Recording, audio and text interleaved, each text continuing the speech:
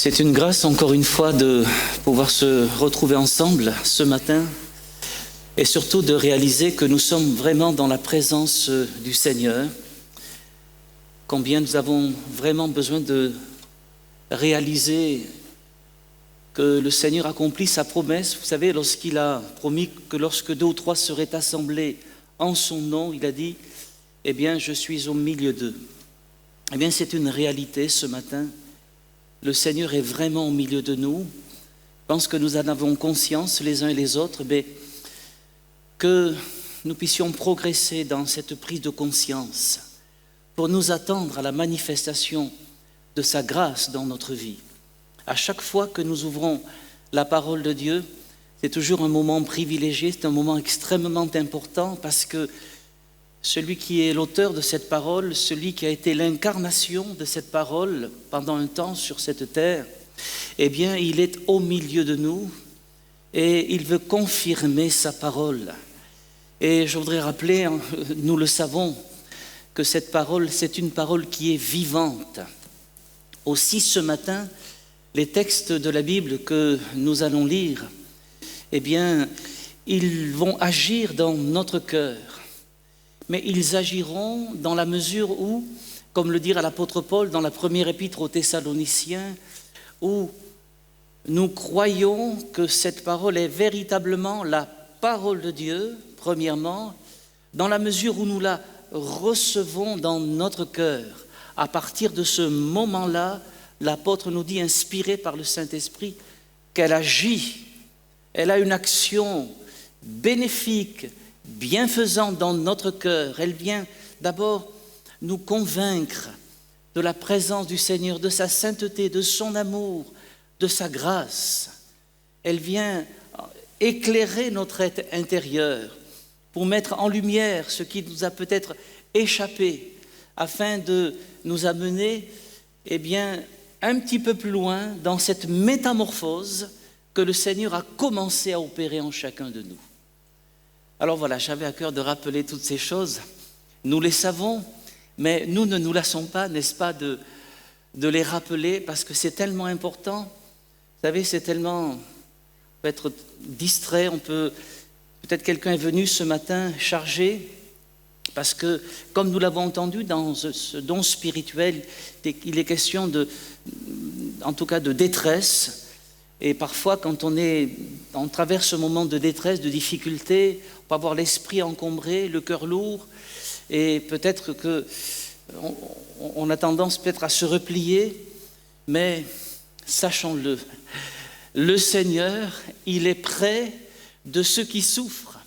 Et la parole de Dieu nous dit qu'il est près de ceux qui l'invoquent et de ceux qui l'invoquent avec sincérité. Et ce matin, eh bien, nous allons... Donc, ouvrir la parole de Dieu. Attendez-vous, attends-toi, mon frère, ma sœur, mon ami, attends-toi à la manifestation de la grâce du Seigneur.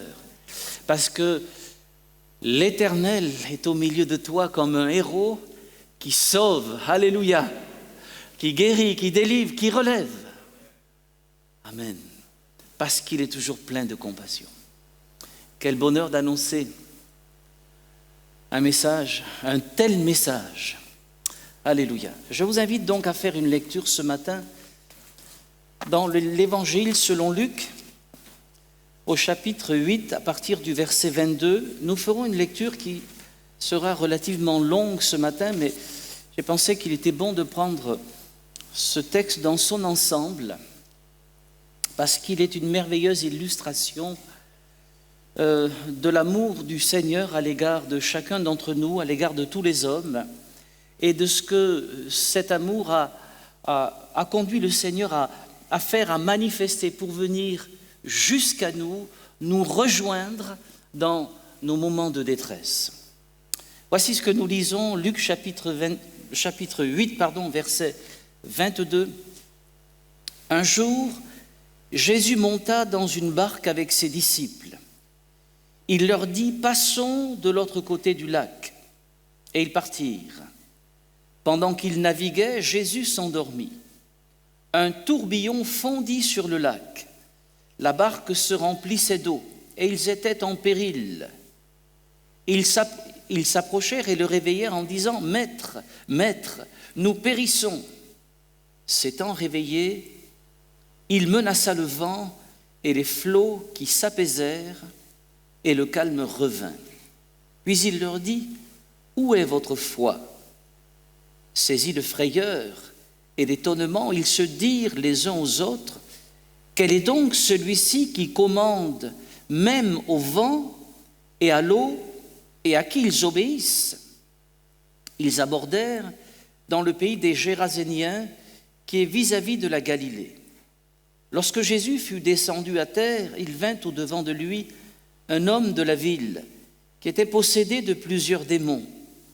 Depuis longtemps, il ne portait point de vêtements et avait sa demeure, non dans une maison, mais dans les sépulcres.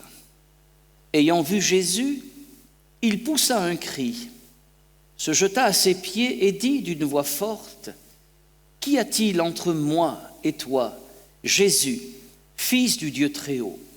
Je t'en supplie, ne me tourmente pas. » Car Jésus commandait à l'esprit impur de sortir de cet homme, dont il s'était emparé depuis longtemps. On le gardait lié de chaînes et les fers aux pieds, mais il rompait les liens, et il était entraîné par le démon dans les déserts. Jésus lui demanda « Quel est ton nom ?» « Légion, répondit-il, car plusieurs démons étaient entrés en lui. Et il priait instamment Jésus de ne pas leur ordonner d'aller dans l'abîme. Il y avait là, dans la montagne, un grand troupeau de pourceaux qui paissaient, et les démons supplièrent Jésus de leur permettre d'entrer dans ces pourceaux. Il le leur permit. Les démons sortirent de cet homme, entrèrent dans les pourceaux, et le troupeau se précipita des pentes escarpées dans le lac et se noya. Ceux qui les faisaient paître, voyant ce qui était arrivé, s'enfuirent et répandirent la nouvelle dans la ville et dans les campagnes. Les gens allèrent voir ce qui était arrivé. Ils vinrent auprès de Jésus et ils trouvèrent l'homme de qui étaient sortis les démons, assis à ses pieds, vêtu et dans son bon sens. Et ils furent saisis de frayeur. Ceux qui avaient vu ce qui s'était passé leur racontèrent comment le démoniaque avait été guéri. Tous les habitants du pays des Géraséniens prièrent Jésus de s'éloigner d'eux, car ils étaient saisis d'une grande crainte. Jésus monta dans la barque et s'en retourna. L'homme de qui étaient sortis les démons lui demandait la permission de rester avec lui. Mais Jésus le renvoya en disant « Retourne dans ta maison et raconte tout ce que Dieu t'a fait. » Il s'en alla et publia par toute la ville tout ce que Jésus avait fait pour lui. À son retour, Jésus fut reçu par la foule, car tous l'attendaient. Amen. Voilà donc voilà un texte merveilleux et vraiment bouleversant parce qu'il montre l'amour du Seigneur et comment cet amour du Seigneur Jésus s'est manifesté à l'égard d'un homme qui était dans une situation de détresse, totalement désespéré, pourrions-nous dire, puisque cet homme était tourmenté par de nombreux démons. Et du reste, ce texte, en tout cas, nous montre la condition de nombre d'hommes et de femmes, et même parfois d'enfants, qui aujourd'hui dans le monde sont sous l'emprise de ces esprits méchants et de ces esprits mauvais. Et je voudrais rappeler que ces choses, même si dans nos pays occidentaux, nous avons parfois du mal à les concevoir, eh bien, elles existent douloureusement pour des multitudes d'hommes, de femmes et d'enfants dans le monde. Les démons, d'une manière générale, sont des esprits méchants, des esprits mauvais. La parole de Dieu en parle souvent d'ailleurs même dans les évangiles, où nous voyons la manifestation d'une activité démoniaque d'une manière plus particulière. Et ce sont donc des esprits méchants, des esprits impurs, des esprits destructeurs, ainsi que nous le voyons dans ce texte. Dès que les démons sont entrés dans ces pourceaux, qu'ont-ils fait? Eh bien, ils ont précipité ces pourceaux dans la mer pour détruire ces animaux. Et si ce n'était la grâce du Seigneur, cet homme qui était possédé par cette légion de démons, il aurait été vraisemblablement détruit depuis longtemps. Souvenez-vous, il y a un autre texte de l'Écriture qui nous montre un enfant qui était possédé par un esprit mauvais, méchant. Et la parole de Dieu nous dit que les disciples ont essayé de chasser ce démon, mais ils n'y sont pas arrivés, tout simplement parce que Jésus leur enseignera que cette sorte de démon-là ne sort qu'à travers le jeûne et la prière, à travers cet exercice spirituel où nous pouvons recevoir de la part de Dieu cet équipement particulier et cette autorité que nous pouvons exercer dans les bonnes conditions d'humilité et vraiment d'autorité de la part du Seigneur. Mais la parole de Dieu ajoute également dans ce texte que cet esprit, dira le Père, eh bien, il a souvent jeté mon enfant dans le feu et dans l'eau. Pourquoi? Parce qu'il voulait faire périr.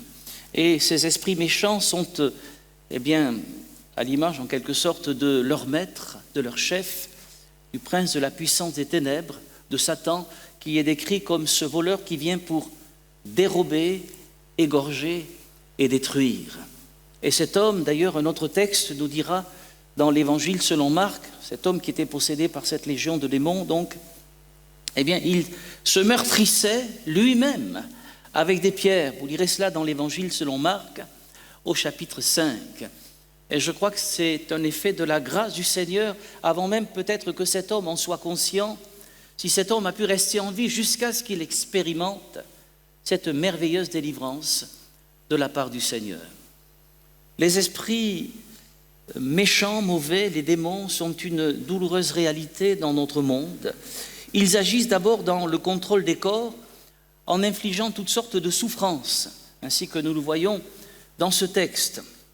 Ce peut être une souffrance physique directe, c'est ainsi que nous voyons dans les évangiles des cas de possession démoniaque où ceux qui sont possédés sont soit aveugles, soit sourds et muets, les deux à la fois.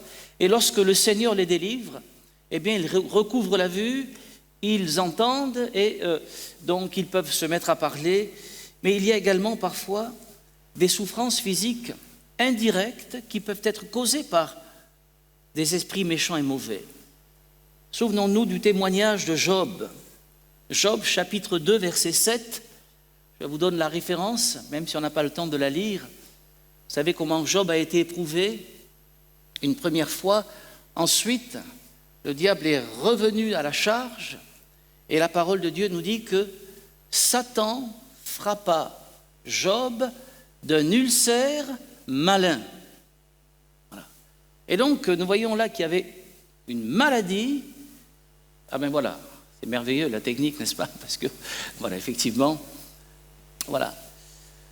Et il frappa Job d'un ulcère malin depuis la plante du pied jusqu'au sommet de la tête, c'est vous dire la cruauté de cet être malfaisant qui s'appelle Satan le diable. Il n'a pas possédé le corps de Job, il ne pouvait pas, cet homme était intègre, il marchait avec Dieu, il vivait avec le Seigneur, mais Dieu a permis à Satan d'atteindre physiquement, de toucher à la santé de cet homme. Et comment Satan s'y est pris? Il l'a frappé, nous l'avons lu, enfin vous l'avez vu écrit, par un ulcère malin, donc des souffrances physiques indirectement causées, des maladies indirectement causées par des esprits méchants, et en l'occurrence ici par Satan le diable. Maintenant, attention, il faut bien distinguer les maladies qui ont pour une cause une activité démoniaque et une maladie qui a des causes tout à fait physiologiques, comme nous le montre d'ailleurs Matthieu chapitre 8, verset 16, où nous lisons ceci: « Le soir venu, on lui amena, donc à Jésus, plusieurs démoniaques, il chassa les esprits par sa parole, d'une part, et il guérit tous les malades. Donc Jésus faisait bien la différence entre ce qui relevait d'une activité démoniaque et ce qui relevait d'une maladie, c'est-à-dire d'une défaillance au niveau physiologique. Voilà. Et donc il faut bien faire la distinction et ne pas voir dans toute maladie une activité démoniaque, n'est-ce pas? Mais je pense que nous sommes bien au fait de ces choses.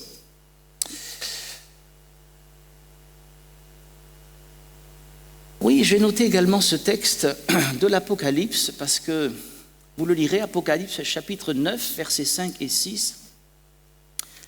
Dans des temps qui sont encore à venir, dans la période de la grande tribulation, pardon, il est question, d'une multitude de démons qui seront libérés de leur lieu de confinement, de l'abîme, puisque c'est le terme qui est employé.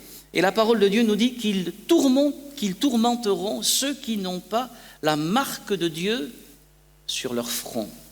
C'est une réalité terrible qui est encore à venir. Et les hommes, à cette époque-là, souffreront tellement qu'ils demanderont même la mort, est-il écrit, mais la mort ne viendra pas. C'est vous dire la cruauté de ces êtres qui possèdent ces corps humains pour les faire souffrir. Voilà dans quelle situation vivait cet homme, une situation vraiment extrêmement douloureuse. Les démons sont également actifs dans la persécution des chrétiens. Dans 1 Pierre chapitre 5, verset 8, il est question du lion rugissant, le diable qui impose des souffrances aux chrétiens. Dans Apocalypse chapitre 2, verset 10, Jésus dit, concernant ces chrétiens de l'église de Smyrne, que le diable jettera plusieurs d'entre eux en prison. Voilà, vous avez le texte qui s'affiche. Les démons agissent encore, nous le savons, dans toutes sortes de dons surnaturels, par des dons de voyance, spirites et autres médiums. Dans le livre des Actes des Apôtres au chapitre 16 et au verset 16, nous voyons donc le récit d'une servante qui avait un esprit de python et qui procurait beaucoup d'argent à ses maîtres par donc ses activités de voyance, de divination. Et nous savons que lorsque Paul, par la puissance du Saint-Esprit, a chassé ce démon, cette femme fut dans l'incapacité donc d'exercer ses dons surnaturels. Voilà. C'est du reste la raison pour laquelle la parole de Dieu nous dit que c'est une abomination d'aller se confier dans ceux qui évoquent les esprits, se mettent en relation avec les morts, disent la bonne aventure, exercent la divination. Pourquoi c'est une abomination? Parce que derrière toutes ces actions, il y a une activité démoniaque, et c'est bien que nous en prenions conscience, tout au moins je le crois, pas qu'en tant que chrétiens, nous sommes bien informés de ces choses, puisque nous lisons la Bible, n'est-ce pas? Voilà. Donc nous sommes quand même bien informés de ces choses. Mais si quelqu'un n'était pas informé, et il faut bien un début pour lire la Bible, sachez que la parole de Dieu nous met en garde contre de telles pratiques, parce qu'elles sont avant tout dangereuses pour ceux qui vont se confier dans ces personnes-là, même s'ils recherchent un bien, et même si ces personnes leur disent que, elles peuvent leur faire du bien, les soulager, etc. Oui, mais à quel prix? À quel prix? Les démons sont également très actifs, il faut le souligner également, parce que là nous sommes tous concernés, dans la tentation au péché, au mal et à l'impudicité. Dans Matthieu chapitre 4, du verset 1er au verset 11, on voit comment le diable rôde autour du Seigneur Jésus pour venir le pousser à pécher, pour venir le pousser donc au mal. Dans Éphésiens chapitre 6, verset 11, nous sommes mis en garde contre toutes les ruses du diable, et nous sommes exhortés à combattre non pas contre la chair et le sang, mais contre les esprits méchants dans les lieux célestes. Et nous voyons que, à travers ce texte, que le diable et ses démons sont capables de mettre en place des stratégies de chute pour renverser la fermeté des chrétiens, des croyants que nous sommes. Et dans les temps que nous sommes en train de vivre, qui annoncent l'avènement du Seigneur en gloire, combien cette activité démoniaque se déploie. Le diable sait qu'il n'a que peu de temps. L'Écriture nous dit qu'il est descendu sur la terre avec une grande colère. Et nous avons bien besoin de veiller, frères et sœurs, et de nous tenir vraiment au pied du Seigneur, dans une relation de communion authentique. Authentique, c'est ça qui est le plus important, frères et sœurs. Voilà. Dans 1 Corinthiens chapitre 7, verset 5, nous lisons dans ce texte que Satan utilisera l'abstinence d'un conjoint pour tenter l'autre. Ne vous privez point l'un de l'autre, dit le Seigneur donc au couple marié.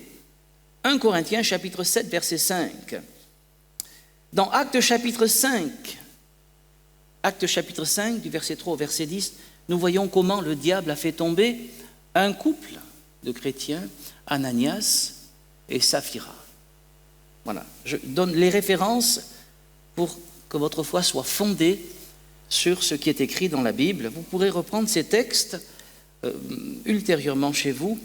Et en tout cas, nous voyons dans le texte que nous avons lu, au verset 27 notamment, que, cet homme qui était possédé par cette légion de démons, il nous est dit que depuis longtemps, il ne portait point de vêtements, c'est-à-dire qu'il était dans la nudité la plus totale. Voilà. Et là, donc, il y a ce qui est mentionné ici, c'est la manifestation d'une impureté, vous voyez. Et ces esprits impurs, ils ont pour fonction, je n'ose pas dire le mot de vocation, mais de pousser les hommes dans l'impureté, dans l'impudicité. Et c'est pourquoi d'ailleurs, dans plusieurs épîtres, nous avons ces diverses exhortations, notamment dans 1 Corinthiens chapitre 6, verset 18, je relevais juste deux références, mais il y en a d'autres. Fuyez l'impudicité. C'est bien à des chrétiens que l'apôtre Paul s'adresse, donc c'est bien à l'Église que s'adressent ces textes. Fuyez l'impudicité ou la débauche. Quelque autre péché qu'un homme commette, ce péché est hors du corps. Mais celui qui se livre à l'impudicité pêche contre son propre corps. Dans l'Épître aux Colossiens, il est dit, faites donc mourir les membres qui sont sur la terre. L'impudicité, l'impureté, les passions, les mauvais désirs et la cupidité qui est une idolâtrie. C'est à cause de ces choses que la colère de Dieu vient sur les fils de la rébellion, parmi lesquels vous marchiez autrefois, lorsque vous viviez dans ces péchés. Mais maintenant, renoncez à toutes ces choses. Et même s'agissant des couples mariés, il est bien précisé dans Hébreux chapitre 13, verset 4, que le mariage soit honoré de tous et le lit conjugal exempt de souillure, car Dieu jugera les impudiques et les adultères. C'est ainsi que c'est important de prendre en compte toutes ces choses parce que, cette activité démoniaque qui se développe sur la terre, et vous avez remarqué, je pense, que nous vivons de plus en plus dans un monde où, l'impudicité, la débauche, en tout cas, sont ouvertement manifestées. Donc, nous avons besoin de faire attention, d'être vigilants, surtout pour ce qui nous concerne, nous. Parce que ce que le diable veut, c'est que nous puissions déchoir de notre fermeté dans la foi. Et toute cette activité démoniaque, s'agissant des chrétiens, est une réalité s'agissant de ces tentations qui veulent pousser à l'impureté, à l'impudicité et à la débauche. De nombreux textes dans l'Écriture sont là et je crois que ces textes-là, ils nous parlent véritablement aujourd'hui encore et ils nous exhortent à la vigilance. J'aimerais dire que si quelqu'un était en proie à ces luttes, eh bien, il y a une merveilleuse nouvelle à travers précisément ce texte que nous avons lu. C'est que, quel que soit l'état dans lequel nous nous trouvions, peut-être que nous sommes en conflit, dans une lutte vraiment difficile, peut-être avons-nous enregistré plusieurs défaites à ce niveau-là même, eh bien, nous pouvons venir au Seigneur Jésus. Comme cet homme est venu vers le Seigneur, il est venu tel qu'il était. Comment voulez-vous? Il est venu, il est arrivé, il était dans la nudité la plus totale. Ce qui montre bien d'ailleurs que malgré les nombreux démons qui habitaient cet homme, tous ces démons n'ont pas pu l'empêcher de s'approcher du Seigneur Jésus. Dieu a permis dans sa grâce que l'homme puisse toujours bénéficier de cette capacité de choisir. Le libre arbitre n'est jamais aliéné par qui que ce soit, par quoi que ce soit. Nous avons toujours la possibilité de choisir. Et puissions-nous toujours user de ce choix pour venir toujours au pied du Seigneur, quel que soit ce que nous vivons, quels que soient les moments, les temps de victoire, les temps de défaite. C'est peut-être dans les temps de défaite que nous avons besoin de réaliser que nous pouvons nous approcher du Seigneur pour obtenir miséricorde, trouver grâce, être secourus dans nos besoins. N'est-ce pas? Qu'est-ce que vous en pensez? C'est pas encourageant ça? Non, mais bien sûr que ça nous encourage, n'est-ce pas? Faites-moi un grand sourire. Ouais, mais je ne peux pas voir. Hein? Que le Seigneur vous bénisse, bien-aimés frères et sœurs, mais tenons ferme, bien-aimés, parce que les temps difficiles sont là et ça va être de plus en plus difficile. En tout cas, pour revenir à la condition de ce pauvre malheureux, il était dans une situation qui était humainement désespérée. Les hommes certainement avaient tout essayé, on l'a lu, voilà, ils avaient essayé de l'attacher, de l'immobiliser. On peut imaginer, nous parlons de la détresse de cet homme, mais pensons aussi à la détresse de sa famille. Quand il est question de la maison, va dans ta maison, ça voulait dire va dans ta famille. Hein. Dans la Bible, la maison, c'est souvent, ça parle souvent de la famille. Imaginez la souffrance des parents de cet homme, peut-être même, s'il était marié, de son épouse, peut-être des enfants. Il y avait une détresse, pas seulement dans la vie de cet homme, mais tout autour de lui, toute sa parenté était dans la détresse. Et Jésus est venu vers ces hommes, et vers cet homme en particulier, et ces hommes qui avaient essayé de l'attacher, qui avaient essayé de secourir, finalement s'étaient trouvés dans l'impossibilité pour aider efficacement cet homme. Ils n'avaient pas pu l'empêcher de se faire du mal, impossible de l'empêcher de nuire à la société, impossible de le délivrer de tous ces démons, impossible de le délivrer de cette impureté qu'il manifestait. Mais la bonne nouvelle, c'est que ce qui est impossible pour les hommes, eh bien c'est possible au Seigneur.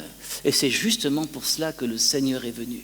Et c'est encore pour cela qu'il est toujours au milieu de nous.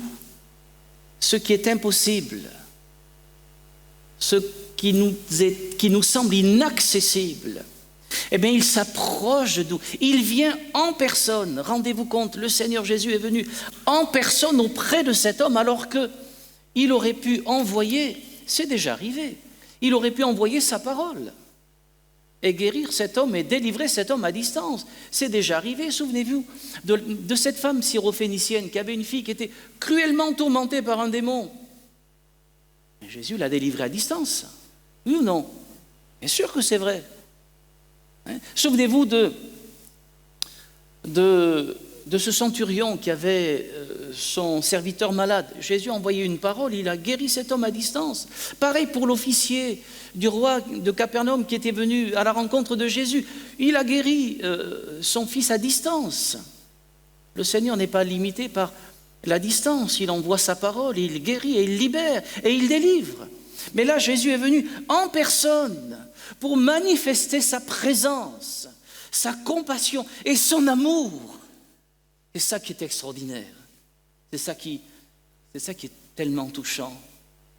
Nous sommes là, un peu dans le même rapport, vous savez, que cet épisode de la vie de Jésus où Jésus touche le lépreux. Il aurait pu le purifier sans le toucher. Mais un acte d'amour et de compassion a poussé Jésus à poser la main sur cet homme. Combien cet homme a dû être bouleversé. Personne ne l'avait touché, à part d'autres lépreux. Mais Jésus étend sa main, il le touche. Voilà comment, voilà notre Seigneur, celui qui est au milieu de nous. Il vient pour sauver, il vient pour délivrer, il vient pour manifester sa compassion la plus tendre. Il nous aime et il ne nous traite pas selon nos péchés. Quelle opposition le Seigneur a rencontrée pour venir jusqu'auprès de cet homme démoniaque. C'est pour ça que nous avons lu cet épisode de la tempête, vous savez, apaisée. Jésus est monté dans une barque et ce texte a pris un relief particulier pour moi il y a quelques années en arrière, parce que il y a quelques années en arrière, je me trouvais au Burkina et le Seigneur a conduit mes pas dans un village de brousse pour rendre visite à un pasteur et aux chrétiens qui étaient là. Passon m'avait dit que son église s'était effondrée, il y avait eu un coup de vent, son église s'est effondrée, une tempête terrible, et l'église s'était effondrée. Elle s'était effondrée sur eux. Pendant qu'ils étaient là, pendant la nuit, il y avait quelques chrétiens, enfin il y avait le pasteur, un frère ancien, et puis quelques femmes qui priaient, peut-être 7 ou 8, ils n'étaient pas très nombreux, mais ils priaient toute la nuit, et à un moment donné, un vent violent s'est levé, a littéralement battu cette maison, enfin cette église, qui était en briques, elle s'est effondrée sur eux, le toit leur est tombé dessus. Et miraculeusement, aucun n'a été blessé, miraculeusement. Donc je me suis rendu sur place, et ce qui m'a frappé, c'est pas tellement de voir l'église complètement effondrée, c'est que tout autour, il y avait des habitations en banco, enfin le banco, ce sont des briques de boue, voilà, ce sont des petites briques de boue, donc c'est moins solide que des briques en ciment, voilà. Et toutes les maisons étaient autour. La seule maison qui s'était effondrée, eh bien, c'était l'église en dur, qui était bâtie en dur. Donc j'ai immédiatement vu, mais comment ça se fait que il n'y a aucune destruction? Je m'attendais à voir un village dévasté. Et c'est là qu'ils m'ont expliqué qu'en fait, dans cette région, il y avait des féticheurs, des sorciers, si vous voulez, qui travaillaient avec des esprits qui commandent les vents. J'avais jamais entendu parler de ça. Mais quand j'ai vu, vous savez quoi? J'ai tout de suite pensé à ce texte de l'Écriture. Bon, celui que nous avons lu dans Matthieu, il y a une précision, et Marc, c'est Matthieu ou Marc, vous le vérifierez, tiens, ce serait un exercice. Le Seigneur, il commande à la tempête, il se lève et dit « Silence, tais-toi !» Comme s'il s'adressait véritablement à une personne, voilà. Donc, alors, je ne dis pas que c'est le cas ici, voilà.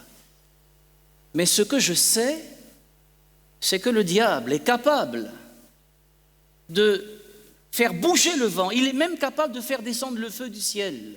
Souvenez-vous de l'histoire de Job. Quand le diable a déchaîné sa haine contre cet homme qui était intègre et qui marchait avec le Seigneur, qu'est-ce qu'il dit? Il dit que, eh bien, il a fait tomber le feu du ciel, il a détruit tous ses troupeaux et tous ses serviteurs. Après, il nous est dit que ses fils étaient rassemblés et mangeaient dans une maison avec les filles. Et le diable a fait souffler un grand vent. Le diable, vous le lirez. Et je vais vous donner quand même la référence. Ce serait bien si on pouvait... C'est Job chapitre 1er, verset 16, jusqu'au verset 19. Job chapitre 1er, verset 16, Job chapitre 1er du verset 16 jusqu'au verset 19. Et là, nous voyons Satan faire descendre le feu du ciel. Voilà. Il parlait encore lorsque voilà, le feu, le dit, est tombé du ciel, a embrasé les brebis. Alors, c'est intéressant. Alors, là, vous allez dire, mais le feu de Dieu est tombé du ciel. Mais ça, il faut comprendre que c'est le messager qui rapporte ces paroles. Le messager dit, le feu de Dieu, mais il est dans la confusion, un petit peu dans la même confusion que se trouvaient ces Samaritains lorsqu'ils attribuaient à Simon le magicien la puissance de Dieu, celle qui s'appelle la grande. Vous connaissez ces textes. Nous sommes là exactement dans le même rapport. C'est bien de lire un petit peu plus loin, si on peut lire les versets suivants. Voilà, le verset suivant. Et le verset suivant encore, voilà. Merci beaucoup. Voilà. Un grand vent, voilà, de l'autre côté du désert, est venu de l'autre côté et a frappé contre les quatre coins de la maison. Elle s'est écroulée sur les jeunes gens et ils sont morts et je me suis échappé, moi seul, pour t'en apporter la nouvelle. Qui a fait cela? Lorsque vous lisez un petit peu plus haut, eh bien vous allez voir que c'est Satan, le diable, qui est derrière tout cela. Parce que Dieu l'a autorisé à toucher à tous les biens, à tous ceux qui appartenaient à Job, sauf sa vie. Parce que Satan avait dit à Dieu, Job, il te sert parce que tu l'as béni, mais enlève tout ce que tu lui as donné, et je suis sûr qu'il te maudit en face. Et Dieu a permis à Satan de tout enlever donc à Job. Et nous sommes donc là dans ce contexte où nous voyons eh bien, le feu qui descend du ciel. Et souvenez-vous d'ailleurs, dans l'Apocalypse, qu'est-ce qu'il va faire le faux prophète? Eh bien, il va faire descendre le feu du ciel exactement comme Élie faisait descendre le feu du ciel. Voilà. Donc, nous voyons en tout cas toute l'opposition que le Seigneur Jésus a dû rencontrer pour venir à la rencontre de cet homme pour le sauver. Et lorsque cet homme, et donc évidemment il y a là toute l'illustration de l'abaissement de Jésus. Jésus dont il nous est dit qu'il existait en forme de Dieu et qu'il n'a pas regardé son égalité avec Dieu comme une proie arrachée, mais il s'est dépouillé. Il s'est abaissé lui-même. Il est venu comme un simple homme. Et quand il est venu comme un simple homme, toute la puissance des ténèbres s'est levée contre lui. Déjà au moment de sa naissance, Hérode a fait massacrer tous les enfants parce qu'il voulait en fait massacrer, empêcher la naissance. Et, enfin, pas empêcher la naissance, mais en tout cas, j'allais dire, mettre à mort le Seigneur Jésus alors qu'il était un tout petit enfant. Et tout au long de la vie du Seigneur Jésus sur la terre, lui, le serviteur de l'Éternel modèle, a rencontré cette opposition malfaisante, malveillante de la part de Satan, sous plusieurs formes. Et à chaque fois, eh bien que nous voyons cette opposition se manifester, nous voyons aussi la grâce du Seigneur Jésus. Eh bien, la puissance du Seigneur Jésus qui met en déroute l'ennemi, qui met en défaite l'adversaire de nos âmes, exactement comme il l'a fait pour cet homme. Et finalement, le Seigneur Jésus, dans sa grâce, va délivrer merveilleusement cet homme. Et quel message pour nous, quel encouragement. Bien sûr, nous connaissons toutes ces choses.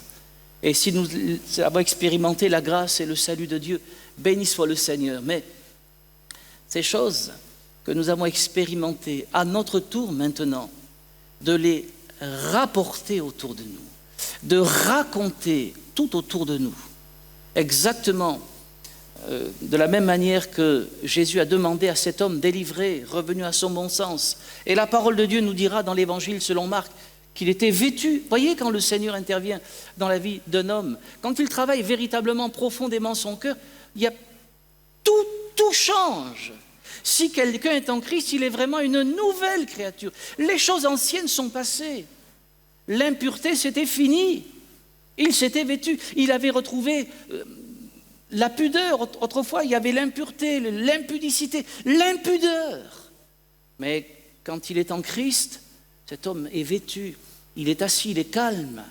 Il obéit au Seigneur. Va dans ta maison. Et la parole de Dieu nous dit qu'il est allé dans sa maison. Et il a raconté, pas seulement dans sa famille, mais dans toute la Décapole, nous dira l'Évangile selon Marc, tout ce que le Seigneur avait fait pour lui. Eh bien voilà, frères et sœurs, voilà notre mandat. Alors ces choses, évidemment, nous les savons. Peut-être vous êtes étonnés à la lecture de ce texte, en disant, mais oui, mais finalement, c'est un message d'évangélisation, tout ça on le sait, on le connaît.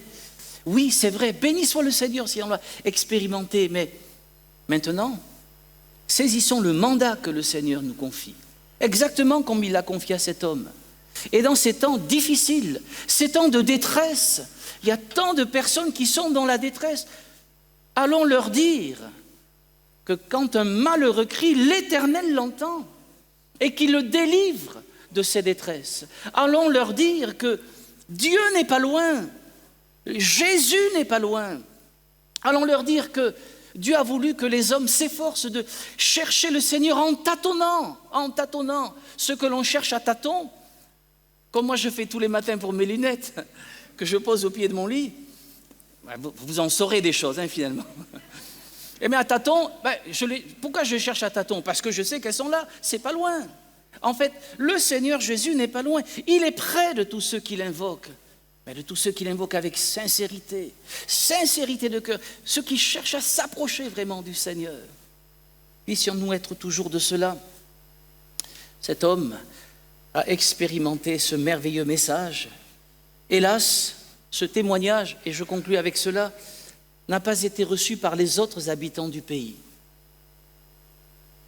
Bien sûr que nous allons nous heurter souvent à des refus. Mais pour un temps, peut-être dans un premier temps, est-ce que lorsqu'on nous a annoncé l'Évangile, on a tout de suite reçu le message? Est-ce qu'on a dit « Ah, je n'attendais que ça !» Eh bien, ça peut arriver, ça peut arriver. Mais souvent, on se cabre, on est un peu revêche, rebelle, plus ou moins ouvertement. Et puis avec le temps, eh bien on change, parce que celui qui nous a parlé, celui qui a semé, il arrose par la prière. Et c'est là aussi le mandat que nous avons reçu, non seulement de parler, mais ensuite d'arroser par la prière les cœurs que nous avons ensemencés. Et alors, Dieu fera germer, Dieu fera croître le salut, alléluia. Et nous serons émerveillés certainement de voir. Peut-être parfois, il faudra du temps. Parfois, il faut du temps, pour plusieurs années. J'ai connu dans une assemblée une chrétienne qui a prié 40 ans. Ça, c'est pour vous encourager dans la prière, voilà. Non, mais c'est magnifique. Elle a prié pendant 40 ans pour que son mari se tourne vers le Seigneur. Vous savez quoi? Eh bien, au bout de 40 ans, il s'est tourné vers le Seigneur. Et j'ai été le témoin de ces choses-là. J'ai vu cet homme se convertir au Seigneur. Je crois qu'il avait, je sais pas, autour de 75 ans, quelque chose comme ça. Vous savez quoi? Cet homme, il a fait une conversion. Enfin, quand c'est venu, ça a été radical. C'est vrai qu'il est passé par la maladie, mais c'était le chemin de Dieu pour qu'il se tourne vers le Seigneur. Le Seigneur l'a relevé de sa maladie. Il lui a donné 7 ans de vie supplémentaires. 7 ans de vie supplémentaires. Et il s'en est allé auprès du Seigneur. Il avait plus de 80 ans. Mais voici ce qui s'est passé. J'ai vu cet homme se tourner vers le Seigneur. Et peut-être pendant 4 ou 5 mois, à peu près, voilà. Tous les cultes, cet homme pleurait, il pleurait à tous les cultes. On avait l'impression que... Enfin, moi, je ne savais plus comment faire pour que cet homme, j'allais dire, presque arrête de pleurer, Parce que je me dis, mais il se sent culpabilisé. Alors je vais essayer de, mais le Seigneur vous a pardonné. Il me dit, je sais. Mais il éprouvait, il était tellement débordant de reconnaissance. Je peux vous dire que sa femme, je vais dire, elle ne touchait plus la moquette, évidemment. En fait, elle n'avait pas de moquette chez elle, mais elle était heureuse. Elle était heureuse, voilà. Des fois, il faut du temps, mais c'est le mandat que le Seigneur nous a donné, n'est-ce pas? Alors que Dieu nous aide à remplir ce mandat avec la grâce du Seigneur. Prenons en compte, dans les temps que nous vivons, eh bien, ce danger de cette activité démoniaque, de ces diverses tentations auxquelles sont confrontés les croyants, les chrétiens que nous sommes. Il essaie de nous amener à déchoir de notre fermeté, mais nous connaissons ses ruses, nous pouvons lui résister avec une foi ferme, nous dit la parole de Dieu. Et dans ce temps-là, n'oublions pas maintenant le mandat que Dieu nous a donné. Le Seigneur est avec nous, gloire à Dieu. Nous sommes ouvriers avec le Seigneur. C'est une grâce extraordinaire. Ouvriers avec le Seigneur. Nous parlons et Dieu agit. Voilà. Le Seigneur a prié pour que, eh bien, lorsque nous allons parler, d'autres croient à travers la parole que nous allons dire. Jean chapitre 17.